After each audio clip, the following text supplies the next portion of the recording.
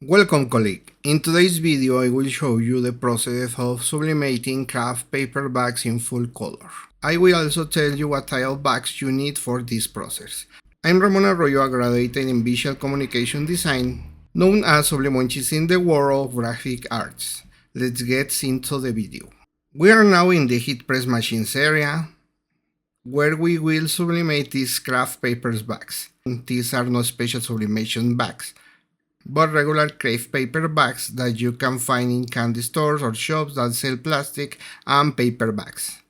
We will see how this type of paper can be sublimated, providing you with another great option for your business.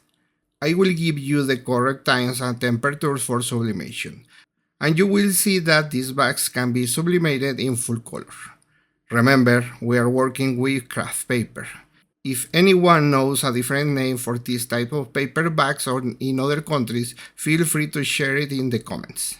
We will be using 38 cm flat heat press for sublimation. The settings will be 198 degrees Celsius or 380 degrees Fahrenheit for 120 seconds with medium pressure. As I always mention in my videos, you will need a design with special sublimation inks and paper, printed in mirror mode. To improve the final result, we trim the edges of the design so that the paper borders are less visible on the back. Now, we begin the sublimation process. Here, I have my Kraft paper bag ready. We will use medium pressure to avoid excessive markings on the paper. However, since this paper is a solid material, unlike fabric, it's almost impossible to prevent some marks. We place the bag on the press and center it as best as possible. If you prefer, you can do a quick pre-press to remove wrinkles. This step is optional, but can help improve the final result. Now that wrinkles have decreased, we place the design, align it properly, and close the press quickly to prevent the paper from warping due to heat. We are almost done. You might notice a small dark spot in the print. This is due to the composition of the Kraft paper, but it doesn't significantly affect the final result. The timer goes off and we carefully lift the press, and here is the final result. Look at how much ink was released onto the paper.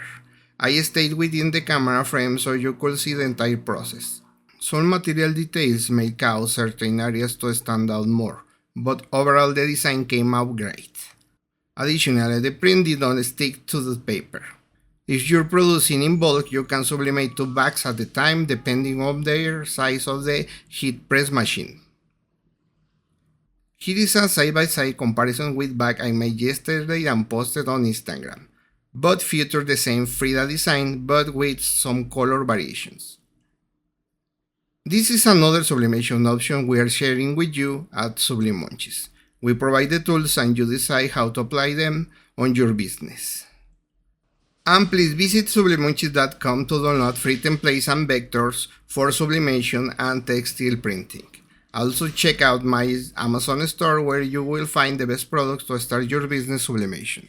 If you enjoyed the video, subscribe, give it a like, and turn on the notifications to stay updated with new content.